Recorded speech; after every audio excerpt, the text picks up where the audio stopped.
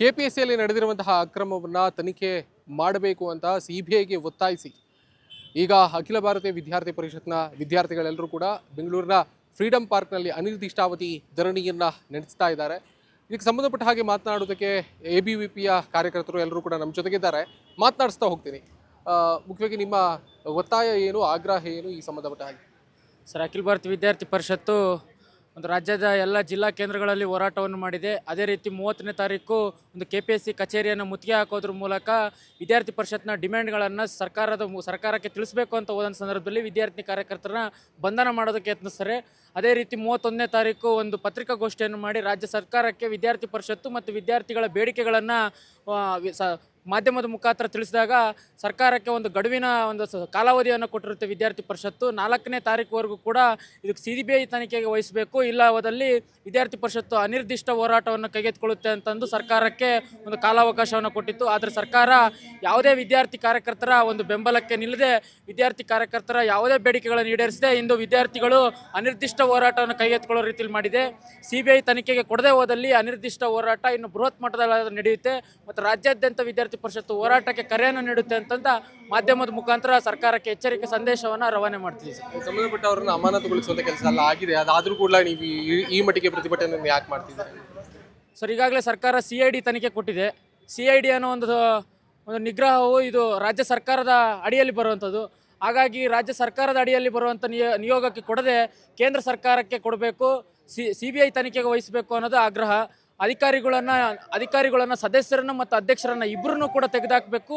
ಯಾವುದೇ ರೀತಿಯ ಕಾನೂನು ರೀತಿಯ ಗುರುತಿಸ್ಕೊಂಡಿರೋಂಥ ವ್ಯಕ್ತಿಗಳಿಗೆ ಯಾವುದೇ ಕಾರಣಕ್ಕೂ ಈ ಸಮಿತಿಯಲ್ಲಿ ಸೇರಿಸ್ಕೋಬಾರ್ದು ಅನ್ನೋದು ವಿದ್ಯಾರ್ಥಿ ಪರಿಷತ್ನ ಒಂದು ಆಂದೋಲನದ ಮೂಲಕ, ಒಂದು ಹೋರಾಟದ ಮೂಲಕ ಸರ್ಕಾರಕ್ಕೆ ಒಂದು ಎಚ್ಚರಿಕೆಯನ್ನು ಕೊಡ್ತಾ ಇದೆ. ಸರ್, ಅಖಿಲ ಭಾರತ ವಿದ್ಯಾರ್ಥಿ ಪರಿಷತ್ತು ಬೆಂಗಳೂರು ಮಹಾನಗರದ ವತಿಯಿಂದ ಕಳೆದ ಜುಲೈ 30ನೇ ತಾರೀಕು ಒಂದು KPSCಯನ್ನು ಒಂದು ಮುತ್ತಿಗೆ ಹಾಕುವಂಥ ಕೆಲಸ ವಿದ್ಯಾರ್ಥಿ ಪರಿಷತ್ ಮಾಡಿತ್ತು. ಏನಂತ ಹೇಳಿದ್ರೆ KPSCಯಲ್ಲಿ ಸಾಲು ಹಗರಣಗಳು, ಹಾಗೆ ಈಗ ಮಿಂಚಿನಲ್ಲಿ ಬಂದಿರತಕ್ಕಂಥ ಒಂದು ಪಶುವೈದ್ಯಾಧಿಕಾರಿಗಳ ಒಂದು ನೇಮಕಾತಿಯಲ್ಲಿ ಒಂದು 80 ಲಕ್ಷದ ಒಂದು ವಂಚನೆ ಅಂದರೆ ಒಂದು ಲಂಚದ ಬೇಡಿಕೆಯನ್ನು ಇಟ್ಟಿರುವಂಥದ್ದು ಒಂದು ಖಂಡನೀಯ ವಿಷಯ. ಅದೇ ರೀತಿಯಾಗಿ ಇವತ್ತು ಏನಂತ ಹೇಳಿದ್ರೆ ಒಂದು ಸರ್ಕಾರಿ ನೌಕರ ಆಗಬೇಕು ಅಂತಕ್ಕಂಥ ಒಬ್ಬ ವಿದ್ಯಾರ್ಥಿಯ ಕನಸಿಗೆ ಒಂದು 80 ಲಕ್ಷ ರೂಪಾಯಿ ಒಂದು ರೇಟನ್ನು ಕೊಟ್ಟಿರ್ತಕ್ಕಂಥ ಸರ್ಕಾರಕ್ಕೆ ನಾವು ಧಿಕ್ಕಾರವನ್ನು ಸಹ ಕೂಗ್ತೇವೆ. ಏನಂತ ಹೇಳಿದ್ರೆ KPSCಯಲ್ಲಿ ಇದೇ ಮೊದಲೇ ಬಾರಿಗೆ ಅಲ್ಲ, ಒಂದು 2013ರಲ್ಲಿ PDO ಎಕ್ಸಾಮ್ಗೂ ಇದೇ ಥರ ಸ್ವಲ್ಪ ಹಗರಣವಾಗಿತ್ತು. ಈಗ ಕಳೆದ ಒಂದು PSI ಹಗರಣ ಆಗಿತ್ತು. ಇದೇ ರೀತಿಯಾಗಿ ಸಾಲು ಹಗರಣಗಳು KPSCಯಲ್ಲಿ ಕೇಳಿ ಬರ್ತಾ ಇದೆ. ಅದಕ್ಕಾಗಿ ಇವತ್ತು ನಾವು ಒಂದು ಅಖಿಲ ಭಾರತ ವಿದ್ಯಾರ್ಥಿ ಪರಿಷತ್ ಒಂದು ಆಗ್ರಹವನ್ನು ಮಾಡ್ತದೆ, CBIಗೆ ತನಿಖೆ ಒಂದು ಸ್ವಲ್ಪ ಕೊಡಿ ಅಂತ ಹೇಳ್ಬಿಟ್ಟು.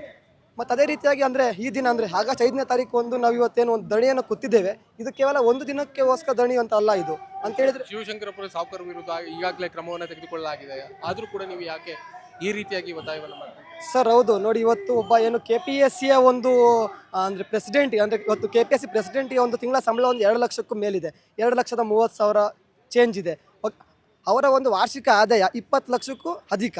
ಆದರೆ ಅವರ ಒಂದು ಇಬ್ಬರು ಮಕ್ಕಳಿಗೂ ಸಹ ಒಂದು 40,000 ರೂಪಾಯಿನ ಒಂದು ಇನ್ಕಮ್ ಸರ್ಟಿಫಿಕೇಟ್ನ ಫೇಕಾಗಿ ಮಾಡಿಕೊಟ್ಟು, ಅಂದರೆ ಒಂದು ಮಗಳ ವ್ಯಾಮೋಹಕ್ಕೆ ಒಳಗಾಗಿ ಅವರಿಗೊಂದು ಸರ್ಕಾರಿ ನೌಕರಿ ಕೊಡಿಸ್ಬೇಕು ಅನ್ನೋ ಒಂದು ಉದ್ದೇಶದಿಂದ ಅವರು ಸಾಹುಕಾರರವರು ಏನು ಮಾಡಿದರು ಅಂತ ಹೇಳಿದ್ರೆ ಒಂದು 40,000 ರೂಪಾಯಿ ಒಂದು ಇನ್ಕಮ್ ಸರ್ಟಿಫಿಕೇಟ್ನ ಫೇಕಾಗಿ ಮಾಡಿಸಿ ಒಂದು ಸರ್ಕಾರಿ ನೌಕರಿ ಒಂದು ಸ್ವಲ್ಪ ಕೊಡಿಸುವಂಥ ಕೆಲಸ ಮಾಡಿದರು. ಆದರೆ ಇವತ್ತು ಅವ್ರನ್ನ ಅಮಾನತು ಮಾಡಿದೆ. ಆದರೆ ಇದೊಂದು CBI ತನಿಖೆಗೆ ಒಳಗಾಗಬೇಕಲ್ವಾ? ಅಂದರೆ ಇವಾಗ ಏನಂತ ಹೇಳಿದರೆ ಅಂದರೆ ಲಕ್ಷಾಂತರ ವಿದ್ಯಾರ್ಥಿಗಳು ಒಂದು ಸ್ವಲ್ಪ ಕೇಳ್ತಿರೋದು ಏನಂತ ಅಂದರೆ ಇದು ಕೇವಲ ವಿದ್ಯಾರ್ಥಿ ಪರಿಷತ್ನ ಆಗ್ರಹ ಅಷ್ಟೇ ಅಲ್ಲ, ಎಲ್ಲ ಲಕ್ಷಾಂತರ ವಿದ್ಯಾರ್ಥಿಗಳ ಒಂದು ಆಗ್ರಹ ಇದೆ. ಹಾಗೆ ವಿದ್ಯಾರ್ಥಿ ಪರಿಷತ್ತು ನೇರ ಎಚ್ಚರಿಕೆಯನ್ನು ಸರ್ಕಾರಕ್ಕೆ ನೀಡ್ತದೆ. ಈ ಒಂದು ತನಿಖೆಯನ್ನು ಶೀಘ್ರದಲ್ಲೇ CBI ತನಿಖೆಗೆ ಅಂದರೆ ಸ್ವಲ್ಪ ಒಂದು ಅಂದರೆ ವರ್ಗಾವಣೆ ಮಾಡಲೇಬೇಕು. ಮಾಡಲಿಲ್ಲ ಅಂತ ಹೇಳಿದ್ರೆ ಒಂದು ರಾಜ್ಯಾದ್ಯಂತ ನಾವೊಂದು ಇನ್ನೂ ಒಂದು ಹೆಚ್ಚಿನ ರೀತಿಯಾಗಿ ಪ್ರತಿಭಟನೆ ಸಹ ಮಾಡ್ತೇವೆ. ಇವತ್ತು ಬೆಂಗಳೂರು ಮಹಾನಗರದ ಕಾರ್ಯಕರ್ತರು ಇವತ್ತು ಫ್ರೀಡಂ ಪಾರ್ಕ್ನಲ್ಲಿ ಕುಳಿತಿದ್ದೀವಿ. ಮುಂದಿನ ದಿನಗಳಲ್ಲಿ ನಮ್ಮ ಕರ್ನಾಟಕ ರಾಜ್ಯದ ಎಲ್ಲ ವಿದ್ಯಾರ್ಥಿಗಳು ಫ್ರೀಡಂ ಪಾರ್ಕ್ಗೆ ಬಂದೇ ಬರ್ತೇವೆ. ಒಂದು ಉಗ್ರ ಹೋರಾಟ ಸಹ ನಾವು ಮಾಡ್ತೇವೆ ಅಂತ ಇವತ್ತು ಸಂದರ್ಭದಲ್ಲಿ ನಾವು ಸರ್ಕಾರ ಕೇಳಕ್ಕೆ. ಶಿವಶಂಕರಪ್ಪ ಸಾವುಕಾರ ಅವರನ್ನ ನೇಮಕ ಮಾಡಿರೋದೇ BJP ಸರ್ಕಾರ ಅಂತ ಕಾಂಗ್ರೆಸ್ ಈಗ ಸಮರ್ಥನೆ ಮಾಡ್ಕೊಳ್ತಾ ಇದೆ ಅಂತ. ಸರ್ ನೋಡಿ, ಸಮರ್ಥನೆ ಸರ್ ಎಲ್ಲರೂ ಮಾಡ್ಕೊಬೋದು. ಏನಂತ ಹೇಳಿದ್ರೆ ಇವತ್ತು ನಾವು ಯಾವುದೇ ಒಂದು ಪಾರ್ಟಿಯ ನಾವು ಲೇಪನೆ ಹಚ್ಕೊಂಡು ನಾವು ಇಲ್ಲಿ ಪ್ರತಿಭಟನೆಗೆ ಬಂದಿರತಕ್ಕಂಥದ್ದಲ್ಲ. ಮೊದಲನೇದಾಗಿ ಏನಂತ ಹೇಳಿ ಸರ್, ಇವತ್ತು ರಾಜ್ಯದಲ್ಲಿ BJP ಸರ್ಕಾರ ಇದ್ದಿದ್ರು ಕೂಡ ವಿದ್ಯಾರ್ಥಿ ಪರಿಷತ್ತು ಇದೇ ಆಗ್ರಹ ಮಾಡ್ತಾ ಇತ್ತು, CBI ತನಿಖೆ ಕೊಡಿ ಅನ್ನೋದೇ ಆಗ್ರಹ ಆಗಿರ್ತಾ ಇತ್ತು. ಮತ್ತು ವಿದ್ಯಾರ್ಥಿ ಪರಿಷತ್ತು ಯಾವತ್ತು ವಿದ್ಯಾರ್ಥಿಗಳ ಪರವಾಗಿ ವಿದ್ಯಾರ್ಥಿಗಳಿಗೋಸ್ಕರ ನಾವು ಕೆಲಸ ಮಾಡ್ತಿರ್ತಕ್ಕಂಥದ್ದು.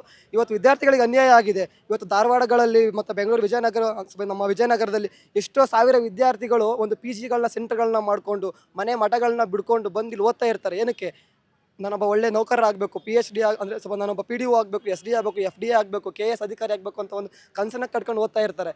ಇವತ್ತು ನಮ್ಮ ಸರ್ಕಾರ ಅಂದರೆ ಇವತ್ತು ಕಾಂಗ್ರೆಸ್ ಸರ್ಕಾರ ಇರ್ಬೋದು, ಇಲ್ಲಾಂದರೆ BJP ಸರ್ಕಾರ ಇದ್ದಿದ್ರು ಕೂಡ ನಮ್ದು ಇದೇ ಆಗ್ರಹ ಆಗಿರ್ತಾ ಇತ್ತು. ಇವತ್ತಿನ ಸರ್ಕಾರ ಒಂದು ಅಂದರೆ ಆ ವಿದ್ಯಾರ್ಥಿಯ ಕನಸಿಗೆ ಒಂದು ರೇಟನ್ನು ಕಟ್ಟಿದೆ, 80 ಲಕ್ಷ ರೂಪಾಯಿ ರೇಟನ್ನು ಕಟ್ಟಿದೆ. ಇದರ ವಿರುದ್ಧವಾಗಿ ಇವತ್ತು ನಾವು ನಮ್ದು ಹೋರಾಟ ಆಗ್ತಿರ್ತಕ್ಕಂಥದ್ದು. KPSC ನಾವು CBI ತನಿಖೆ ಕೊಡಬೇಕು ಅಂತ ಅಂದ್ಬಿಟ್ಟು ನಾವು ABVP ಕಡೆಯಿಂದ ಸ್ಟೂಡೆಂಟ್ಸ್ ಎಲ್ಲರೂ ಬಂದು ಇಲ್ಲಿ ಪ್ರೊಟೆಸ್ಟ್ ಅನ್ನೋದನ್ನು ಮಾಡ್ತಿದ್ದಾರೆ. ನಾವು ಯಾವುದೇ CJP ಥರನೂ ಬೇರೆಯವ್ರ ವಿರುದ್ಧವಾಗಿ ನಾವೇನು ಮಾಡ್ತಾ ಇಲ್ಲ. ನಾವು ಗೌರ್ಮೆಂಟ್ ವಿರುದ್ಧವಾಗಿ ಯಾವಾಗಲೂ ಹೇಳ್ತೀವಿ. ಯಾವಾಗ ನಮಗೆ ಪ್ರಾಬ್ಲಮ್ ಆಗ್ತಿದೆ ಗೌರ್ಮೆಂಟಿಂದ ಅಂತ ಸ್ಟೂಡೆಂಟ್ಸ್ಗೆ ನ್ಯಾಯ ಸಿಗಬೇಕು ಅಂತ ಅಂದಾಗ ಬರೋದು ABVP ಒಂದು ಮಾತ್ರ. ಅದು ಬಿಟ್ಟರೆ ಆ ಸಂಘಟನೆ ಅನ್ನೋದು ಒಂದು ABVP ಅನ್ನೋದು ಬಿಟ್ಟರೆ ಮತ್ತೆ ಬೇರೆ ಬೇರೆ ಇದಾವೆ ಸ್ಟೂಡೆಂಟ್ಸ್ಗೋಸ್ಕರ ಪ್ರೊಟೆಸ್ಟ್ಗೋಸ್ಕರ ಸಪೋರ್ಟಿಗೆ ಬರ್ತಾರೆ. ಆದರೆ ಅವ್ರುಗಳು ಕಾಂಗ್ರೆಸ್ ಪಾರ್ಟಿ ಆದರೂ ಆಗಿರಲಿ, CJP ಅಂತ ಬರ್ತಾರೆ, ಇನ್ನೊಂದು ಪಾರ್ಟಿಗೆ ಸಪೋರ್ಟ್ ಮಾಡ್ತಾ ಹುಡುಗರನ್ನ ಸೇರಿಸ್ಕೊಂಡು ಅವ್ರ ಡೇಟಾ ಅನ್ನೋದನ್ನು ಕಲೆಕ್ಟ್ ಮಾಡ್ತಾರೆ. ಅದೇ ನಾವು ABVPನಲ್ಲಿ ಆ ಥರ ಯಾವುದೂ ಇರಲ್ಲ. ನಾವು ಏನೇ ಇದ್ರೂ ಸ್ಟೂಡೆಂಟ್ಸ್ಗೋಸ್ಕರ ನಿಂತ್ಕೊತೀವಿ. ಸ್ಟೂಡೆಂಟ್ಸಿಂದ ABVP ಅನ್ನೋದಿದೆ, ABVP ಸ್ಟೂಡೆಂಟ್ಸ್ಗೋಸ್ಕರ ಅನ್ನೋದಿದೆ. Thank you. KPSC ಪರೀಕ್ಷೆಗಳೇನಿದ್ದಾವೆ ಅದು ಪ್ರತಿ ಬಾರಿಯೂ ಕೂಡ ಒಂದಲ್ಲ ಒಂದು ರೀತಿಯಾದಂತಹ ಭ್ರಷ್ಟಾಚಾರ, ಪರೀಕ್ಷೆ ನಡೆಸುವಲ್ಲಿ ಲೋಪ, OMR ಅಲ್ಲಿ ತಿದ್ದುಪಡಿ, ಈ ಥರದೇ ವಿದ್ಯಾರ್ಥಿಗಳ ವಿರೋಧಿಯಾದ ರೀತಿಯಲ್ಲಿಯೇ ನಡೆದುಕೊಂಡು ಬರೋದನ್ನು ನಾವು ನೋಡಿದ್ದೇವೆ. ಪ್ರತಿ ಬಾರಿ ಭ್ರಷ್ಟಾಚಾರದ ಆರೋಪವನ್ನು KPSC ಮೇಲೆ ಆಗ್ತಾ ಇದೆ. ಆದರೆ ಸೂಕ್ತವಾದ ತನಿಖೆ ಯಾವ ವರ್ಷವೂ ಕೂಡ ನಡೀತಾ ಇಲ್ಲ. ಈ ಬಾರಿ ಪಶು ವೈದ್ಯಾಧಿಕಾರಿಗಳನ್ನು ಆಯ್ಕೆ ಪ್ರಕ್ರಿಯೆ ನಡೆದಿದೆ. ಆಯ್ಕೆ ಪ್ರಕ್ರಿಯೆ ಸಂದರ್ಭದಲ್ಲಿ ಒಂದು ಹುದ್ದೆಗೆ 80 ಲಕ್ಷದವರೆಗೆ ಲಂಚಕ್ಕೆ ಬೇಡಿಕೆ ಇಟ್ಟಿದ್ದಾರೆ. ಇದರ ಹಿಂದೆ ನಾವು PSI ಹಗರಣವನ್ನು ನೋಡಿದ್ದೇವೆ. 2018ರಲ್ಲಿ PDOಗೆ ಸಂಬಂಧಪಟ್ಟಂಗೆ ನೇಮಕಾತಿ ಸಂದರ್ಭದಲ್ಲಿ ಕೂಡ ಹಗರಣ ನಡೆದಿದೆ ಅನ್ನೋದನ್ನು ನಾವು ಬೇರೆ ಬೇರೆ ಅಭ್ಯರ್ಥಿಗಳು ಅದರ ಒಂದು ವಿರುದ್ಧ ಧ್ವನಿ ಎತ್ತಿರೋದು, ನ್ಯಾಯಾಲಯದಲ್ಲಿ ಪ್ರಕರಣಗಳು ದಾಖಲಾಗಿರೋದು ನೋಡಿದ್ದೀವಿ. ಹೀಗೆ ಪ್ರತಿ ಒಂದು ಎಕ್ಸಾಮ್ನಲ್ಲೂ ಕೂಡ KPSCಯ ವಿರುದ್ಧ ಒಂದಲ್ಲ ಒಂದು ಆರೋಪಗಳಿರ್ತವೆ. ಇದಲ್ಲದೆ ಎಲ್ಲೂ ಕೂಡ ಸರಿಯಾದ ತನಿಖೆ ನಡೀಲೇ ಇಲ್ಲ KPSC ಮೇಲೆ. ಸರಿಯಾದ ತನಿಖೆ ನಡೆದಿದ್ರೆ ಬಹುಶಃ KPSC ಇವತ್ತಿಗೆ ಸುಧಾರಿಸ್ತಿತ್ತು. ಯಾವ ಸರ್ಕಾರ ಬಂದರೂ ಕೂಡ KPSCಯನ್ನು ಸುಧಾರಿಸಬೇಕು ಅನ್ನುವ ನಿಟ್ಟಿನಲ್ಲಿ ಕೆಲಸವನ್ನು ಮಾಡಲೇ ಇಲ್ಲ. KPSCಯ ಸದಸ್ಯರ ನೇಮಕಾತಿ ಆಗುತ್ತೆ. ಯಾರ ನೇಮಕಾತಿ ಮಾಡ್ತಾರೆ ಅಂತ ಹೇಳಿದ್ರೆ ರಾಜಕೀಯ ಪಕ್ಷಕ್ಕೆ ದುಡಿತಿರೋ ಅಂಥವ್ರು ಯಾರೋ ಕಾರ್ಯಕರ್ತರಿದ್ದಾರೆ, ಅವರನ್ನು ಸಮಾಧಾನ ಪಡಿಸ್ಬೇಕು ಅನ್ನೋದಕ್ಕೋಸ್ಕರ KPSCಯ ಮೆಂಬರನ್ನು ಮಾಡ್ತಾರೆ. ಇತ್ತೀಚಿನ ಮೆಂಬರ್ಗಳು ಹೇಗಿದ್ದಾರೆ ಅಂತ ಹೇಳಿದ್ರೆ ಲೋಕಾಯುಕ್ತದ ಒಳಗಡೆ ಕರಪ್ಷನ್ ಕೇಸ್ ಇರುವಂತಹ ವ್ಯಕ್ತಿಗಳು ಇವತ್ತು KPSCಯಲ್ಲಿ ಮೆಂಬರ್ ಆಗಿ ಕೂತಿದ್ದಾರೆ. ಅಂದರೆ ಇಂತಹ ವ್ಯಕ್ತಿಗಳಿಂದ ನಾವು ಏನನ್ನ ಅಪೇಕ್ಷೆ ಪಡೋದಕ್ಕೆ ಸಾಧ್ಯ ಇದೆ? ಈ ಕರಪ್ಷನ್ನ ಚಾರ್ಜಸ್ ಇರುವಂಥ ವ್ಯಕ್ತಿಗಳನ್ನು ಸಿದ್ದರಾಮಯ್ಯನ ಸರ್ಕಾರದ ಸಂದರ್ಭದಲ್ಲಿ 4 ಬಾರಿ ಗವರ್ನರ್ ಆಫೀಸಿಗೆ ಕಳಿಸಿ ಆ ವ್ಯಕ್ತಿಯ ಹೆಸರನ್ನು ಕೊಟ್ಟು ಇವತ್ತು ಮೆಂಬರ್ ಮಾಡುವಂಥ ಕೆಲಸವನ್ನು ಮಾಡಿದ್ದಾರೆ. ಇವೆಲ್ಲವೂ ಕೂಡ ಇವತ್ತು ನಡೀತಿರುವಂಥ ಭ್ರಷ್ಟಾಚಾರದ ಮೂಲ ಅಂತೇಳಿ ನಮ್ಗೆ ಅನಿಸುತ್ತೆ. ಇದರ ಹಿಂದಿನ ವಿಷಯಗಳನ್ನು ನೋಡ್ತಾ ಹೋದರೆ ಇಲ್ಲಿರುವಂತಹ ಸೆಕ್ರೆಟರಿ ಏನಿದ್ದಾರೆ IAS ಆಫೀಸರು ಒಂದು ವಿದ್ಯಾರ್ಥಿಗಳ ಮನವಿಯನ್ನೇ ಕೇಳೋದಿಕ್ಕೆ ತಯಾರಿಲ್ಲ. ವಿದ್ಯಾರ್ಥಿ ಪರಿಷತ್ನ ಕಾರ್ಯಕರ್ತರು ಹೋರಾಟದ ನಂತರ ಭೇಟಿಗೆ ಹೋದ್ರೆ ಇದು ಯಾವುದು ನನಗೆ ಸಂಬಂಧ ಪಡೋದಿಲ್ಲ ಅಂತ ಹೇಳ್ತಾರೆ. ಹಾಗಾದ್ರೆ ಸೆಕ್ರೆಟರಿಯಾಗಿ ಕೂತ್ಕೊಂಡು ಏನು ಮಾಡ್ತಿದ್ದಾರೆ ಅನ್ನುವ ಪ್ರಶ್ನೆ ಬರುತ್ತೆ. ಸರ್ಕಾರವನ್ನ ಪ್ರಶ್ನೆ ಮಾಡಬೇಕು ಅಂತ ಹೇಳಿದ್ರೆ ಸರ್ಕಾರ KPSC ಒಂದು ಸಾಂವಿಧಾನಿಕ ಸಂಸ್ಥೆ ಅಂತ ಹೇಳುತ್ತೆ. ಆದರೂ ಕೂಡ ಎಲ್ಲ ಒಂದು ಕಡೆ ಹೋಮ್ ಮಿನಿಸ್ಟರ್ ಸ್ಟೇಟ್ಮೆಂಟ್ ಕೊಡ್ತಾರೆ, 25 ದಿನ ನೀವು ಪ್ರತಿಭಟನೆ ಕೂರಬೇಕು, ನಾನು ಲಾಠಿ ಚಾರ್ಜ್ ಮಾಡಬೇಕು, ಆಮೇಲೆ ಯೋಚನೆ ಮಾಡ್ತೀವಿ. ಹಾಗಾದರೆ ವಿದ್ಯಾರ್ಥಿಗಳ ಬಗ್ಗೆ ನಿಮಗೆ ಕಾಳಜಿ ಇಲ್ಲ. ನಿಮ್ಮಲ್ಲಿ ಬರೀ ರಾಜಕೀಯದ ಯೋಚನೆಗಳು ಮಾತ್ರ ನಡೀತಾ ಇದ್ದಾವೆ. ನಾವೇನು ಕೇಳ್ತಾ ಇದ್ದೀವಿ, ಒಂದು ಟ್ರಾನ್ಸ್ಪರೆಂಟ್ ತನಿಖೆ ಆಗಲಿ ಅನ್ನೋ ಕಾರಣಕ್ಕೋಸ್ಕರ CBI ಕೇಳ್ತಾ ಇದ್ದೀವಿ. ನಾವೇನು ನಿಮ್ಮ ಸರ್ಕಾರದವ್ರದ್ದು ರಾಜೀನಾಮೆ ಕೇಳಕ್ಕೆ ಬಂದಿಲ್ಲ. ಇಲ್ಲಿ ನಾವು ಕೇಳ್ತಾ ಇರೋದು ತನಿಖೆಯನ್ನು ಕೇಳ್ತಾ ಇದ್ದೀವಿ. ನೀವು ಯಾಕೆ ತನಿಖೆಯನ್ನು ಮಾಡಿಸೋದಕ್ಕೆ ಹೆದರ್ತಾ ಇದ್ದೀರಿ? ನಾಳೆ CBI ತನಿಖೆ ಆಗಲಿ, ನ್ಯಾಯಾಂಗ ತನಿಖೆ ಆಗಲಿ, ನಿಮಗೆ ಭಯ ಯಾಕೆ? CID ಇಂದನೇ ತನಿಖೆ ಆಗಬೇಕನ್ನುವ ಹಠವನ್ನು ಸರ್ಕಾರ ಯಾಕೆ ಮಾಡ್ತಾ ಇದೆ? CIDಯ ಹೊರತಾಗಿ CBI ತನಿಖೆ ಆದರೆ, ನ್ಯಾಯಾಂಗ ತನಿಖೆ ಆದರೆ ಎಲ್ಲಿ ಸರ್ಕಾರದ ಒಳಗಡೆ ಭ್ರಷ್ಟಾಚಾರ ಮಾಡೋರು ಹೊರಗೆ ಬರ್ತಾರೆ ಅನ್ನುವ ಭಯ ಇದೆ ಅಂತ ಕಾಣುತ್ತೆ. ಅದಕ್ಕಾಗಿ ಈ ರೀತಿಯಾಗಿ ಮಾಡುವಂಥ ಕೆಲಸವನ್ನು ಮಾಡ್ತಾ ಇದ್ದಾರೆ. KPSC ಒಳಗಿನ ಅಧ್ಯಾಪಕರು ಹೇಳ್ತಾರೆ, ಅಲ್ಲಿ ಅಧ್ಯಾಪಕರು ಏನು ಕರೆಕ್ಷನ್ ಮಾಡಕ್ಕೆ ಹೋಗ್ತಾರೆ, ವ್ಯಾಲ್ಯೂಯೇಷನ್ ಮಾಡ್ತಾರೆ KPSCಯ ಪರೀಕ್ಷೆಗಳನ್ನು. ಆ ವ್ಯಾಲ್ಯೂಯೇಷನ್ನ ಸಂದರ್ಭದಲ್ಲಿ ಪ್ರತಿಯೊಬ್ಬ ವ್ಯಾಲ್ಯೂಯೇಟ್ ಮಾಡುವಂತಹ ಅಧ್ಯಾಪಕರಿಗೆ ಒಂದು ಆಧಾರ್ ಬೇಸ್ಡ್ OTP ಬರುತ್ತೆ. ಅದು ಆಧಾರ್ ಬೇಸ್ಡ್ OTP ಆಗಿರೋದ್ರಿಂದ ಅದು ಅಧ್ಯಾಪಕರಿಗೆ ಮಾತ್ರ ಸಿಗಬೇಕು. ಆ ವ್ಯಾಲ್ಯೂಯೇಷನ್ ನಂತರ ಏನಾದ್ರು OTP ಬರಲಿಲ್ಲ ಅಂತ ಹೇಳಿದ್ರೆ ಅಲ್ಲಿಯ ಕೆಲಸ ಮಾಡುವ ನೌಕರರು ಹೇಳ್ತಾರಂತೆ ತೊಂದರೆ ಇಲ್ಲ ಸರ್, ನಮ್ಗೆ ಆ OTP ಸಿಗುತ್ತೆ ಅಂತಾರಂತೆ. ಅಂದರೆ OTPಯನ್ನು ಬ್ಯಾಕ್ ಎಂಡ್ ಮೂಲಕ ತಗೊಳ್ಳೋ ಅಂಥ ಕೆಲಸನ ಮಾಡ್ತಾ ಇದ್ದಾರೆ. ಅಂದರೆ ಇವ್ರುಗಳು ಒಳಗಡೆ ಮಾರ್ಕ್ಸನ್ನು ತಿದ್ದುವ ಸಾಧ್ಯತೆ ಇದೆ. ಬೆಳಿಗ್ಗೆ ಒಂದು ಪೆನ್ ಡ್ರೈವ್ ಕೊಟ್ಟು ಕರೆಕ್ಷನ್ ಮಾಡಿ ಅಂತಾರೆ. ಆ ಕರೆಕ್ಷನ್ ಮಾಡಿ ಸಂಜೆ ಆ ಪೆನ್ ಡ್ರೈವ್ನ ಅಲ್ಲೇ ಸಬ್ಮಿಟ್ ಮಾಡಿ ಬರಬೇಕು. ಸಬ್ಮಿಟ್ ಮಾಡಿ ಬಂದ ನಂತರ ಅದನ್ನು ತಿದ್ದುಪಡಿ ಮಾಡುವ ಸಾಧ್ಯತೆ ಇದೆ. OMRಗಳಲ್ಲಿ ಇವತ್ತು ಸರಿಯಾಗಿ ಯಾವುದೋ ಒಂದಷ್ಟು ಜನ ಒಳಗಡೆ ಏನೋ ಒಂದು ವ್ಯವಸ್ಥೆಗಳನ್ನು ಮಾಡಿಕೊಂಡು OMRನ ತುಂಬುವ ಸಂದರ್ಭದಲ್ಲಿ ಅಲ್ಲಿ ಉತ್ತರವನ್ನು ತುಂಬದೆ ಹಾಗೆ ಬಿಟ್ಟು ಬರೋದು, ಅಲ್ಲಿ KPSC ಒಳಗಿರುವಂಥ ಕೆಲವರು ಭ್ರಷ್ಟರು ಅದನ್ನು ಉತ್ತರವನ್ನು ತುಂಬೋದು, ಈ ರೀತಿಯ ಪ್ರಕರಣಗಳು ಬರ್ತಾ ಇದ್ದಾವೆ. ಇವತ್ತು ನ್ಯಾಯಾಲಯ ಕೂಡ ಸರ್ಕಾರಕ್ಕೆ ಪ್ರಶ್ನೆ ಮಾಡಿದೆ, ಯಾಕೆ ಇದನ್ನು CBI ಕೊಡಬಾರ್ದು ಅಂತೇಳಿ. ನ್ಯಾಯಾಲಯಕ್ಕೂ ಕೂಡ ಇವರು ಇದೇ ರೀತಿಯ ಉದ್ದಟತನದ ಹೇಳಿಕೆಯನ್ನು ಕೊಡ್ತಾರಾ? 25 ದಿನ ಪ್ರತಿಭಟನೆ ಆಗಲಿ, ಲಾಠಿ ಚಾರ್ಜ್ ಮಾಡ್ತೀವಿ, ಲಾಠಿ ಚಾರ್ಜಿನ ನಂತರ ನಾವು ಯೋಚನೆ ಮಾಡ್ತೀವಿ ಅಂತೇಳಿ ಸರ್ಕಾರ ಹೇಳುವಂಥ ಕೆಲಸವನ್ನು ಮಾಡುತ್ತಾ? ಹಾಗಾಗಿ ನಾವು ಒಂದು ಆಗ್ರಹ ಮಾಡ್ತಾ ಇದ್ವಿ. ನಮ್ಮ ಆಗ್ರಹ CBI ತನಿಖೆ ಕೊಡಬೇಕು, ಒಂದು ಪಾರದರ್ಶಕ ತನಿಖೆ ಆಗಬೇಕು ಅನ್ನೋದನ್ನ ಆಗ್ರಹ ಮಾಡ್ತಾ ಇದ್ದೇವೆ. ಅಖಿಲ ಭಾರತ ವಿದ್ಯಾರ್ಥಿ ಪರಿಷತ್ ಏನಿದೆ, KPSC ಎಕ್ಸಾಮ್ಸ್ ಬಗ್ಗೆ ನಾವೇನು ಹೋರಾಟ ಮಾಡ್ತಿದ್ದೀವಿ, ಇಲ್ಲಿವರೆಗೂ ನಾವು ಕೇಳ್ತಿರೋದು ಒಂದೇ, CBIಗೆ ತನಿಖೆ ಕೊಡಿ ಅಂತ. ಬಟ್ ನಾವು ಪ್ರೊಟೆಸ್ಟ್ ಮಾಡಿದಾಗ ಕೂಡ ನಮಗೆಲ್ಲೂ ಏನು ತನಿಖೆ ಕೊಡ್ತೀವಿ ಅನ್ನೋದೊಂದು ಬಂದಿಲ್ಲ. ನಾವು ಒಂದು last date October 4 last date ಅಂತ ನ್ಯೂಸ್ ಪೇಪರಲ್ಲಾಗಿರಲಿ, TV 9 ನಾವೆಲ್ಲ ಕೊಟ್ಟಿದ್ವಿ ನ್ಯೂಸ್ ಚಾನೆಲ್ಸಲ್ಲಿ. ಬಟ್ ಅಲ್ಲಿ ನಮಗೆ ಎಲ್ಲಿ ತನಿಖೆ ಮಾಡ್ತೀವಿ ಅನ್ನೋದೊಂದು ಬಂದಿಲ್ಲ. ಅದೇ ಪ್ರೊಟೆಸ್ಟ್ ನಡೀತಾ ಇದೆ. ಮತ್ತು ಇವಾಗ ಸೈಲೆಂಟಲ್ಲಿ ನಡೀತಿದೆ ಪ್ರೊಟೆಸ್ಟು. ಇಲ್ಲಿ ನಾವು CBI ತನಿಖೆ ಎಲ್ಲಿ ಆಗಿಲ್ಲ ಅಂದ್ಕೊಂಡ್ರು ನಾವು ಬೇರೆ ರೀತಿ ಪ್ರೊಟೆಸ್ಟ್ ನಡೆಸ್ತೀವಿ. ಮತ್ತು ಅಖಿಲ ಭಾರತ ವಿದ್ಯಾ ಪರಿಷತ್ ಇಂಥವರೆಗೂ ಏನು ಪ್ರೊಟೆಸ್ಟ್ ಮಾಡ್ತಾ ಇದೆ ಅಖಿಲ ಭಾರತದ KPSC ಎಕ್ಸಾಮ್ಸ್, ಇವಾಗ 400 ಚಿಲ್ಲರೆ ಜನ ವೆಟರ್ನಿಟಿ ಎಕ್ಸಾಮ್ಸ್ ಅಂತ ಬರ್ದಿರ್ತಾರೆ. ಅದರಲ್ಲಿ 400 ಜನದಲ್ಲಿ ಒಬ್ಬರು ಲಿಸ್ಟು ಕೂಡ ಅದರಲ್ಲಿ ಲಿಸ್ಟಲ್ಲಿ ನಿಮ್ಗೆ ಸಿಗಲ್ಲ. ಮತ್ತು ಅವ್ರು ಲಂಚ ಏನಕ್ಕೆ ಕೇಳ್ತಾರೆ, 80 ಲಕ್ಷ ಲಂಚ ಕೇಳ್ತಿದ್ದಾರೆ. ಸೊ ಪ್ರತಿ ಜನ ವರ್ಷಗಳ ಗಂಟ ಸ್ಟೂಡೆಂಟ್ಸು ಓದಿರ್ತಾರೆ, ಅದಕ್ಕಾಗಿ ಕಷ್ಟಪಟ್ಟಿರ್ತಾರೆ.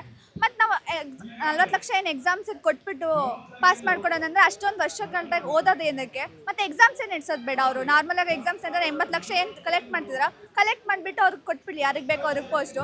ಅದಕ್ಕಾಗಿ ಇವಾಗ ಎಷ್ಟು ಕಾರ್ಯಕರ್ತರು ಅಂತ ಇದ್ದಾರೆ, ವಿದ್ಯಾರ್ಥಿಗಳು ಅಂತಿದ್ದಾರೆ. ಇವಾಗ ನನ್ನ ತಂಗಿನೇ ಆಗಿರ್ಬೋದು, ಅವಳು ಒಂದು KPSC ಎಕ್ಸಾಮ್ಸ್ ಬರೀಬೇಕು ಅಂತ ಅಂದು 10th ಸ್ಟಾರ್ಟ್ ಮಾಡ್ಕೊಂಡಿದ್ದು ಪ್ರಿಪರೇಷನ್. ಆ ಥರ ಪ್ರಿಪರೇಷನ್ ಏನಕ್ಕೆ ಮಾಡ್ಕೋಬೇಕಾಗುತ್ತೆ? ಅಂಥವ್ರು ಎಕ್ಸಾಮ್ಸು ಬೇಡ, ಏನೂ ಬೇಡ. ಅದನ್ನೇ ಇಲ್ಲಾಂದ್ರೆ ಒಂದ್ಸತಿ ಎಕ್ಸಾಮ್ ಪೇಪರ್ ಲೀಕ್ ಆಯಿತು ಅಂತ ಒಂದ್ಸತಿ ಹೇಳ್ತಾರೆ, ಒಂದ್ಸತಿ ಇಲ್ಲ ಪೇಪರ್ ಲೀಕ್ ಆಗಿದೆ ಅಂತ ಒಂದು ಬಂದರೆ ಇನ್ನೊಂದು ಕಡೆ ಎಕ್ಸಾಮ್ಸ್ ಕರೆಕ್ಟಾಗಿ ನಡೆದಿರಲ್ಲ. ಮತ್ತು OM ಸ್ಟ್ರೀಟ್ ಮೊನ್ನೆ ಎಕ್ಸಾಮ್ಸಲ್ಲೂ ಅಷ್ಟೇ ಅವ್ರು ಹೇಳ್ತಾರೆ OM ಸ್ಟ್ರೀಟ್ಸ್ ಮಿಸ್ಟೇಕ್ಸ್ ಆಗಿದೆ ಅಂತ ಅಂದ್ಬಿಟ್ಟು. ಒಂದು ಎಕ್ಸಾಮ್ಸ್ ನಡೀತದೆ ಅಂತ ಅಂದಾಗ ಅದೇ ಆದ ಒಂದು ಕಾರಣಗಳನ್ನು ನಾವು ಕೊಡಬೇಕಾಗುತ್ತೆ ಅಂತ ನಾನು ಹೇಳ್ತೀನಿ. ಮತ್ತು ಇನ್ನೊಂದು ಹೇಳ್ತಾರೆ, ಇವಾಗ ಕೂರ್ಲಿ 25 ದಿವಸ ಕೂರ್ತಾರ, ಕೂರ್ಲಿ ನಾವು ಆಮೇಲೆ ಅದಾದ್ಮೇಲೆ ಲಾಠಿ ಚಾರ್ಜ್ ಮಾಡ್ತೀವಿ, ಅದಾದ್ಮೇಲೆ ನೋಡುವ ಅಂತ. ಅದು ನನಗೆ ಸರಿಪಡಲ್ಲ ಅಂತ ನಾನು ಹೇಳ್ತೀನಿ. ಮತ್ತು KPSC ಎಕ್ಸಾಮ್ಸ್ ಏನಿದೆ ತನಿಖೆ ಆಗಲೇಬೇಕು. ತನಿಖೆ ಆದರೆ ಎಲ್ಲಿ CBIಯಿಂದ ತನಿಖೆ ಆದರೆ ಎಲ್ಲಿ ಅವ್ರ ಹಗರಣಗಳು ಆಚೆ ಬರುತ್ತೆ ಅಂತ CBIಗೆ ಕೊಡ್ತಾ ಇಲ್ಲ ಅಂತ ನಾನು ಗೌರ್ಮೆಂಟಿಗೆ ನೇರವಾಗಿ ಪ್ರಶ್ನೆ ಮಾಡುತ್ತೀನಿ. ಅಖಿಲ ಭಾರತೀಯ ವಿದ್ಯಾರ್ಥಿ ಪರಿಷತ್ ಕಡೆಯಿಂದ ಜುಲೈ 31ನೇ ತಾರೀಕು KPSCಗೆ ಮುತ್ತಿಗೆ ಹಾಕುವಂಥ ಇದು ಪ್ರಯತ್ನ ಆಯಿತು. ಅದಾದ ನಂತರ ಅಲ್ಲಿ ನಾವೆಲ್ಲ ಹೋಗಿ ಪ್ರೊಟೆಸ್ಟ್ ಮಾಡೋ ಟೈಮಲ್ಲಿ ಕೂಡ ನಮ್ದೇನು ಡಿಮ್ಯಾಂಡ್ ಅಂತ ಕೇಳಿದಂಗೆ ನಮ್ಮನ್ನ ಅರೆಸ್ಟ್ ಮಾಡೋ ಥರ ನಮ್ಮ ಮೇಲೆ ಇದು ಮಾಡಿದ್ರು. ಅದಾದ ನಂತರ ನಾವು ಏನು 31ನೇ ತಾರೀಕು ನಾವೇನು ಪತ್ರಿಕಾಗೋಷ್ಠಿ ಮಾಡ್ಬಿಟ್ಟು ಅಲ್ಲಿ ಕೂಡ ನಮ್ಮ 7 ಡಿಮ್ಯಾಂಡ್ಸ್ ಏನಿತ್ತು ಅಂತ ಎಲ್ಲ ಸರ್ಕಾರಕ್ಕೆ ನಾವು ಹೇಳೋ ಪ್ರೆಸ್ ಮೀಟ್ ಮಾಡೋ ಮುಖಾಂತರ ನಾವು ತಿಳಿಸಿದ್ವಿ ಕೂಡ. ಅಲ್ಲಿ ತನಕ ನಮ್ಗೆ ಯಾವುದೇ ಪ್ರತಿಕ್ರಿಯೆ ಬಂದಿಲ್ಲ ಸರ್ಕಾರದಿಂದ. ಸೊ ನಾವು ಅದಕ್ಕೆ ನಾವೇನು ಗಡುವು ಕೊಟ್ಟಿದ್ವಿ, ಆಗಸ್ಟ್ 4ನೇ ತಾರೀಕು ತನಕ ನಿಮಗೆ ಗಡುವಿದೆ, ಅದ ನಂತರ ಮತ್ತೆ ಪ್ರತಿಭಟನೆ ಮಾಡ್ತೀವಿ ಅಂತ. ಸೊ ನಮ್ಮ ಇದ್ರ ಮುಖಾಂತರ ನಾವು ಆಗಸ್ಟ್ 5 ಅಂದರೆ ಇವತ್ತಿನ ಪ್ರತಿಭಟನೆ ಮಾಡ್ತಾ ಇದ್ದೀವಿ. ನಾವು ಹೇಳೋದಿಷ್ಟ, CBI ತನಿಖೆ ಕೊಡಿ. ನೀವು CBI ತನಿಖೆ ಕೊಟ್ಟರೆ ಏನು ಫುಲ್ ಇನ್ವೆಸ್ಟಿಗೇಟ್ ಆದರೆ ಗೊತ್ತಾಗುತ್ತೆ KPSCಯಲ್ಲಿ ಏನೇನು ತೊಂದರೆ ಆಗ್ತಾ ಇದೆ ಅಂತ. ಸೊ ಆ ರೀತಿಯಲ್ಲಿ ಇವತ್ತು ನಮ್ಮ ಪ್ರತಿಭಟನೆ ಸ್ಟಾರ್ಟ್. KPSC ಎಕ್ಸಾಮ್ಸ್ ಅಷ್ಟೇ ನಡೀತಿದ್ದಾರಲ್ಲ, ಇವಾಗ ನಾವೇ KPSC ಮುತ್ತಿಗೆ ಆಗ್ತಾ, ಈಗ ಅಲ್ಲಿ ಒಬ್ಬರು ಒಂದು ಅಧಿಕಾರಿಗಳು ರೆಸ್ಪಾನ್ಸೇ ಇಲ್ಲ ಅಂದರೆ ಅವ್ರನ್ನ PA ಕಳಿಸ್ತಾರೆ. ನಾವು ಆ PA ಕೊಡಬೇಕು ಅಂತ ಹೋರಾಟ ಮಾಡಿರಲ್ಲ, ಅಲ್ಲಿ ಅವರು 5 ನಿಮಿಷ ಬಂದು ನಮ್ದು ಏನು ರಿಪೋರ್ಟ್ ಇದೆ ಅದು ಕೇಳೋ ಸಾಮರ್ಥ್ಯನೇ ಇರಲಿಲ್ಲ. ಅಂಥವ್ರನ್ನೆಲ್ಲ ಅಧಿಕಾರದಲ್ಲೂ ಕೂರಿಸಿದ್ದಾರೆ. ಮೇಯ್ನಾಗಿ ನನಗೆ ಅನಿಸಿತ್ತು ಅವ್ರಿಗೆ ಹೋದ್ರೆ ನಮಗಿಲ್ಲ, ಇದು ನಮಗೆ ಬರಲ್ಲ. KPSC ಮತ್ತು ನಾವು ಅಲ್ಲಿ ಏನಕ್ಕಿದ್ದಾರೆ ಅಂತ ನನಗಂತೂ ಅರ್ಥ ಆಗಲಿಲ್ಲ. ಮತ್ತು ಅಲ್ಲಿ ಇನ್ನೊಂದೇನು ಹೇಳ್ತಾರೆ, KPSC ಎಕ್ಸಾಮ್ಸ್ ನಾವು ಹೋಗಿ ನೀವು ಪ್ರಶ್ನೆ ಮಾಡ್ಬೋದಲ್ಲ ಗೌರ್ಮೆಂಟಿಗೆ ಅಂತ, ನಾವು ಕೊಟ್ಟಿದ್ದೀವಿ ಅದು ನೀವು ಮಾಡಿ ಅನ್ನೋ ಥರ ಬೇಜವಾಬ್ದಾರಿ ಥರ ಅವರು ಮಾತಾಡ್ತಾರೆ. ಅಂಥವ್ರದವರು ಗೌರ್ಮೆಂಟ್ ಜಾಬಲ್ಲಿ ಇರೋದು ವ್ಯಕ್ತಿತ್ವನ ನನಗೆ ಅನಿಸಿಲ್ಲ, ಸರಿ ಅನಿಸಿಲ್ಲ. ಅಂಥವರೆಲ್ಲ ಇದ್ದರೆ KPSC ಎಕ್ಸಾಮ್ಸ್ ಏನು ನಡೆದ್ರೂ ಅದು ವೇಸ್ಟೇ, ತನಿಖೆ ಆಗಲೇಬೇಕಂತ ಹೇಳಿದ್ರು. ನೀಟ್ದು ಪ್ರಕರಣವಾಗಿ ABP ಏನು ಕೈಗೊಳ್ಳಿಲ್ಲ ಯಾಕೆ ಅಂತ ಹೇಳ್ಬಿಟ್ಟು ಸರಿಫೈ ರಾಂಗ್. ನಾನೊಂದು ಅಂದರೆ ಒಂದಿಷ್ಟು ನಾನು ನಿಮ್ಗೆ ಹೇಳೋಕ್ಕೆ ಇಷ್ಟಪಡ್ತೇನೆ. ಮೇ 10 ಅನ್ನೋದಕ್ಕೆ ನಮ್ಮದೊಂದು ನೀಟ್ ಪ್ರಶ್ನೆ ಪತ್ರಿಕೆ ಲೀಕ್ ಆಗಿದೆ ಅಂತ ಹೇಳ್ಬಿಟ್ಟು ಒಂದು ವರದಿ ಬರ್ತದೆ. ಅದರ ನಂತರವಾಗಿ ಮೊದಲ ಬಾರಿಗೆ ಅಂದರೆ ಈ ಒಂದು ನೀಟ್ ಎಕ್ಸಾಮ್ ನಡೆಸಕ್ಕಂಥದ್ದು ಒಂದು NTA ಅಂತಕ್ಕಂಥ ಒಂದು ಪ್ರೈವೇಟ್ ಏಜೆನ್ಸಿ, ಯಾವುದೇ ಗೌರ್ನಮೆಂಟ್ ಅಲ್ಲ.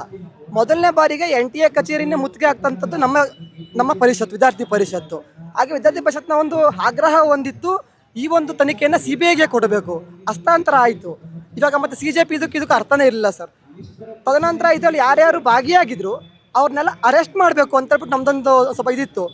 ಅವರೆಲ್ಲ ಸ್ವಲ್ಪ ಅಂದರೆ ಅರೆಸ್ಟು ಆದರು. ತದನಂತರವಾಗಿ ಅಂದರೆ ನಮ್ದೊಂದು ಸ್ವಲ್ಪ ಎಕ್ಸಾಮ್ ಆಗಬೇಕು ಅಂತ ಹೇಳ್ಬಿಟ್ಟು ABVPಯ ಒಂದು ಆಗ್ರಹ ಆಯಿತು. ಎಕ್ಸಾಮ್ ಕೂಡ ಆಯಿತು. ನಾನೊಂದು ಮಾತು ಹೇಳಲಿಕ್ಕೆ ಇಷ್ಟಪಡ್ತೇನೆ, ಅಂದರೆ ಮೇ 13ನೇ ತಾರೀಕು ಮೊದಲು ಹೋರಾಟ ಮಾಡಿದ್ದು ಅಖಿಲ ಭಾರತೀಯ ವಿದ್ಯಾರ್ಥಿ ಪರಿಷತ್ತು. CJP ಸ್ಥಾಪನೆ ಆಗಿದ್ದು ಬೇಕಾದ್ರೆ ನೀವು ಬೇಕಾದ್ರೆ ಗೂಗಲ್ ಚೆಕ್ ಮಾಡಿ ನೋಡ್ಬೋದು. CJP ಅಂದರೆ ಸ್ವಲ್ಪ ಸ್ಥಾಪನೆ ಆಗಿದ್ದು ಮೇ 16ನೇ ತಾರೀಕು. ಅಂದರೆ ಇವೆಲ್ಲ ಬೆಳವಣಿಗೆಯ ನಂತರ ಅಂದರೆ ಒಂದೇನು ನೀಟ್ ಪ್ರಕರಣ ಒಂದು ಸ್ವಲ್ಪ ಹಿಡ್ಕೊಂಡು ದೇಶ ವಂಚನೆಯನ್ನು ಮಾಡಲಿಕ್ಕೋಸ್ಕರ ಬಂದಂಥದ್ದು CJP ಅಂದರೆ ಒಂದು ಪಾರ್ಟಿ. ನಾನು ಅದನ್ನು ಪಾರ್ಟಿ ಅಂತ ಹೇಳಲಿಕ್ಕೆ ಇಷ್ಟಪಡಲ್ಲ, ಅದೊಂದು ಮೂವ್ಮೆಂಟ್, ಅದೊಂದು ಸೋಷಿಯಲ್ ಮೀಡಿಯಾ ID ಅಷ್ಟೇ. ಓಕೆ, ಇವಾಗ ಏನಂತ ಹೇಳಿದರೆ, ಓಕೆ ಇವಾಗ ನೀಟ್ ಒಂದು ಪೇಪರ್ ಲೀಕ್ ಆಗಿದೆ, ವಿದ್ಯಾರ್ಥಿಗಳಿಗೆ ಎಲ್ರಿಗೂ ಒಂದು ಅನ್ಯಾಯ ಆಗಿದೆ. ಓಕೆ, ಅನ್ಯಾಯ ಆಗಿದೆ ಅಂತ ಹೇಳ್ಬಿಟ್ಟು ಇವಾಗ ನಾವೇನು ಮಾಡಬೇಕು, CBI ತನಿಖೆ ಕೊಡಬೇಕು 1, ಮತ್ತು ಎಕ್ಸಾಮ್ ಆಗಬೇಕು 2, ನಂತರವಾಗಿ ಅದರಲ್ಲಿ ಭಾಗಿಯಾದಂಥ ಎಲ್ಲ ಅಧ್ಯಾಪಕರನ್ನ ಜೈಲಿಗೆ ಹಾಕಬೇಕು 3. ಇದರಿಂದ ಮೇಲೆ ನಾವು ಅಂದರೆ ನ್ಯಾಯ ಒದಗಿಸ್ತೀವಿ ಅಂದರೆ ಅದಕ್ಕೆ ನಾವು ಅಂದರೆ ಯಾರ ಕೈಲಿ ಸಾಧ್ಯವಾದಂಥದ್ದು ಅಲ್ಲ ಅದು. ನಂತರ CJP ಬಂದು ಏನಂತ ಹೇಳ್ತಾರೆ, ಫ್ರೀ ಉಮರ್ ಖಾಲಿದ್ ಘೋಷಣೆ ಆಗ್ತಾರೆ. ಫ್ರೀ ಉಮರ್ ಖಾಲಿದ್ ಯಾರು, ದೇಶದ ಗಾಂಧಿನ. ತದನಂತರವಾಗಿ ಹೇಳ್ತಾರೆ ಅಂದರೆ ಫ್ರೀ ಜೆಂಡರ್ ಘೋಷಣೆ ಆಗ್ತಾರೆ. ಯಾರು ಫ್ರೀ ಜೆಂಡರ್ನ ಅವ್ರು ಬಂದು ನೀಟ್ ಎಕ್ಸಾಮ್ನ ಬರೆದಿದ್ರ ಅವರೆಲ್ಲ ವಿದ್ಯಾರ್ಥಿಗಳಾಗಿದ್ರ. ತದನಂತರವಾಗಿ ಏನು ಹೇಳ್ತಾರೆ ಅಂದರೆ ನಮ್ಮ ಅಭಿಜಿತ್ ದೀಪ್ದೇ ಅವ್ರು ಏನಂತ ಹೇಳ್ತಾರೆ, ಯಾವುದೇ ರಾಜಕೀಯ ಪಕ್ಷನ ಇದಕ್ಕೆ ನಾವು ಅಂದರೆ ಒಳ ಮಾಡ್ಕೊಳ್ಳಲ್ಲ ಅಂತ ಹೇಳ್ತಾರೆ. ಹೋಗ್ತಾ ಅಂದರೆ ಏನು ಬರ್ತಾರೆ ಅಂದರೆ ಒಂದು ಆಮ್ ಆದ್ಮಿ ಪಕ್ಷ ಬರ್ತದೆ. ತದನಂತರವಾಗಿ ಎಲ್ಲ ಅಂದರೆ ಒಂದು ರೆಪ್ರೆಸೆಂಟೇಟಿವ್ಸ್ ಆಗಿ ನಮ್ಮ ಒಂದು ಸೋಷಿಯಲ್ ಮೀಡಿಯಾ ರೆಪ್ರೆಸೆಂಟೇಟಿವ್ಸ್ ಬರ್ತಾರೆ. ನಂತರ ಹೇಳ್ತಾರೆ ಬೋಲೋ ಸಂವಿಧಾನ ಬೋಲೋ, ಟೀಕೆ ಸಂವಿಧಾನ ಹಮ್ ಬೋಲ್ತಾ ಹೇ ಸರ್. ಆದರೆ ಇದರಲ್ಲಿ ರಾಮ ಯಾಕೆ ಬೇಕಾಗಿತ್ತು? ಇವಾಗ ಅಂದರೆ ಬೋಲೋ ಸಂವಿಧಾನ ಅಂತ ಹೇಳಲಿಕ್ಕೋಸ್ಕರ ಇವರು ರಾಮನ ಟ್ಯಾಗ್ ಮಾಡಿದರು. ಅಂದರೆ ಜೈ ಶ್ರೀರಾಮ್ ಕ್ಯೂ ಬೋಲ್ನಾ ಹೇ, ಬೋಲೋ ಸಂವಿಧಾನ ಬೋಲ್ತಾ ಹೇ ಸರ್. ತದನಂತರವಾಗಿ ಏನಂತ ಹೇಳಿದ್ರು, ರಾಮ ಆಯಿತು, ರಾಮ ಸೀತೆಯನ್ನ ರೋಡಿಗೆ ತಗೊಂಬಂದ್ರು. ತದನಂತರವಾಗಿ ಭಾರತ ಮಾತೆ ಆದರೆ ತಂದೆ ಯಾರು ಅಂತ ಕೇಳುವಂಥ ಮನೋಭಾವ ಇರ್ತಕ್ಕಂಥವ್ರು ನಮ್ಮ ದೇಶದ ವಿದ್ಯಾರ್ಥಿಗಳಿಗೆ ಹೇಗೆ ಅವ್ರು ನ್ಯಾಯ ಒದಗಿಸ್ತಾರೆ ಅನ್ನೋದು ನಮ್ಮ ಅಖಿಲ ಭಾರತೀಯ ವಿದ್ಯಾರ್ಥಿ ಪರಿಷತ್ನ ಒಂದು ಪ್ರಶ್ನೆಯಾಗಿ ಉಳಿದಿದೆ ಸರ್. ಈಗ ABVPಗೆ ಯಾರು ಇಲ್ವಾ, ಈಗ ಪೊಲಿಟಿಕಲ್ ಸಪೋರ್ಟ್ ಯಾರು ಇಲ್ವಾ? ಸರ್ ನಮ್ಮದೊಂದು ಪೊಲಿಟಿಕಲ್ಲಿ ನಾವು ಬ್ಯಾಕ್ಗ್ರೌಂಡ್ ಇರ್ತಕ್ಕಂಥ ಸಂಘಟನೆ ನಮ್ಮದಲ್ಲ. ನಾವು ಇಂಡಿವಿಜುವಲ್ ಆರ್ಗನೈಸೇಷನ್, ಸ್ಟೂಡೆಂಟ್ ಆರ್ಗನೈಸೇಷನ್. ನಮ್ಮದು ಇಂಡಿವಿಜುವಲ್ ಆಗಿನೇ ಇರ್ತೀವಿ. ನಮ್ಮ ಒಂದು ಸಂಘಟನೆ ಕಳೆದ 77 ವರ್ಷಗಳಿಂದ ಪ್ರತಿ ವರ್ಷವೂ ಸಹ 78 ಲಕ್ಷ ಮೆಂಬರ್ಶಿಪ್ ಮಾಡುವ ಮುಖಾಂತರ ವಿಶ್ವದ ಅತಿ ದೊಡ್ಡ ವಿದ್ಯಾರ್ಥಿ ಸಂಘಟನೆಯಾಗಿ ಹೊರಹೊಮ್ಮಿದೆ ಸರ್. ನಮ್ಮದೊಂದು ಇಂಡಿವಿಜುವಲ್ ಆರ್ಗನೈಸೇಷನ್. ಯಾವುದೇ ಪೊಲಿಟಿಕಲ್ ಪಾರ್ಟಿ ಅಂತ ಪರವಾಗಿಲ್ಲ, ವಿರೋಧವಾಗೂ ಇಲ್ಲ. ಮತ್ತು ವಿದ್ಯಾರ್ಥಿ ಪರಿಷತ್ತು ವಿದ್ಯಾರ್ಥಿಗಳಿಗೆ ಅನ್ಯಾಯ ಆದಾಗ BJPಯ ಹೋಮ್ ಮಿನಿಸ್ಟರ್ ಆದಂಥ ಅರ್ಗಲ್ ಜ್ಞಾನೇಂದ್ರ ಮನೆಗೆ ಮುತ್ತಿಗೆ ಆಗ್ತಂಥ ಉದಾಹರಣೆಯೂ ಇದೆ. ಮತ್ತು ಅನ್ಯಾಯ ಆದಾಗ ಕಾಂಗ್ರೆಸ್ನ ಹೋಮ್ ಮಿನಿಸ್ಟರ್ ಆದಂತಹ G. ಪರಮೇಶ್ವರ್ ಮನೆ ಮುತ್ತಿಗೆ ಆಗ್ತಂಥದ್ದು ಇದೆ. ಹಾಗಾಗಿ ನಾವು ಮಾತ್ರ ಅಂದರೆ ಅಖಿಲ ವಿದ್ಯಾರ್ಥಿ ಪರಿಷತ್ತು ಯಾವುದೇ ಪಕ್ಷಪಾತ ಮಾಡೋದಿಲ್ಲ, ಯಾವುದೇ ಪಕ್ಷ ಸಪೋರ್ಟ್ ಇಲ್ಲ. ನಾವು ಯಾವತ್ತೂ ವಿದ್ಯಾರ್ಥಿಗಳ ಪರವಾಗಿ ಇರ್ತೀವಿ. ಇವಿಷ್ಟು ABVP ವಿದ್ಯಾರ್ಥಿ ಮುಖಂಡರ ಮಾತುಗಳು. ಕ್ಯಾಮರಾ ಪರ್ಸನ್ ಧನುಷ್ ಜೊತೆ ಶ್ರೀರಾಜ್ ಹುಟ್ವಾಡಿ, ಬೆಂಗಳೂರು.